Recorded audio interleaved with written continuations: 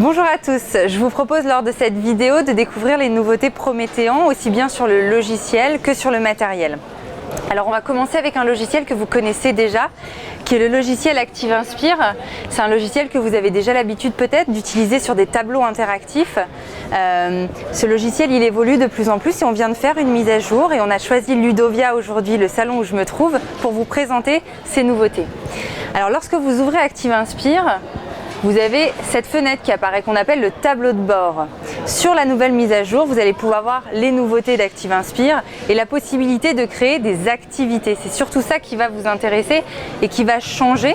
Des activités simples et faciles. On retrouve des mots croisés, des schémas intitulés, des séquences, des mots cachés. Tout ça, vous allez pouvoir les faire rapidement en quelques clics. Ces activités et ce logiciel que vous utilisez sur votre tableau ou sur votre écran, aujourd'hui on le présente sur notre nouvel écran, qui est l'écran Element Series sur la gamme Titanium. Alors les nouveautés de cet écran, d'abord c'est sur son aspect physique. Il a changé puisque vous trouverez en bas une console légèrement inclinée avec des boutons simplifiés qui permettent aux enseignants rapidement de pouvoir retrouver quelles sont finalement les fonctions de ces différents boutons, comme monter le son ou comme la possibilité de geler potentiellement l'écran. Autre nouveauté qu'on va retrouver, ça va être à l'intérieur de cet écran ce qu'on va appeler un Android embarqué. Alors qu'est-ce que c'est que l'Android embarqué ? Tout autour de l'écran, vous avez des petites flèches, tantôt une ici, une en bas, tac, et une sur le côté. Ces trois boutons qui sont les mêmes mais qui permettent à l'enseignant où qu'il se trouve, qu'il soit droitier, gaucher ou où qu'il se trouve sur son activité, d'accéder à ce menu unifié qui est notre Android embarqué qui comporte quelques spécificités.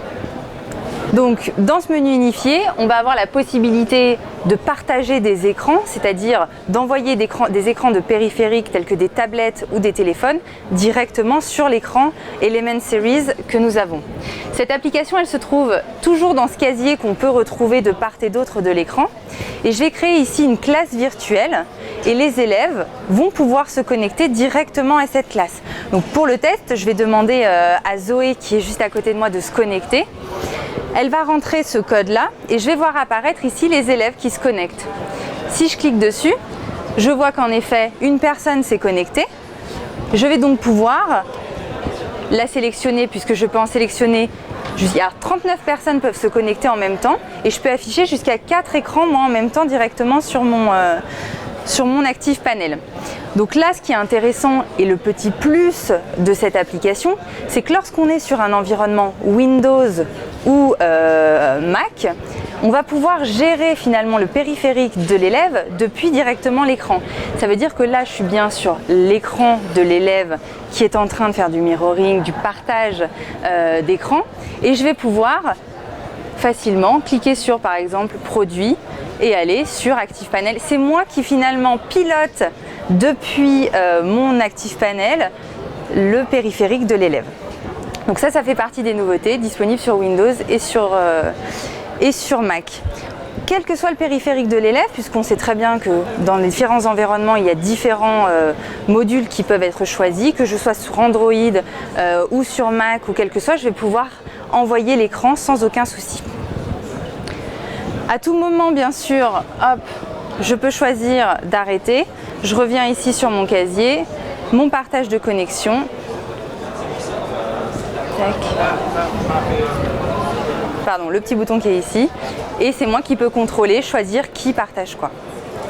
Sur notre nouvel écran Active Panel Element Series, on va pouvoir, grâce au menu unifié qui se trouve de part et d'autre, accéder à différentes applications, des applications que vous aurez préinstallées via le Google Play Store. On va regarder ensemble une application pour voir un petit peu ce qu'on peut en faire grâce aux outils Promethean.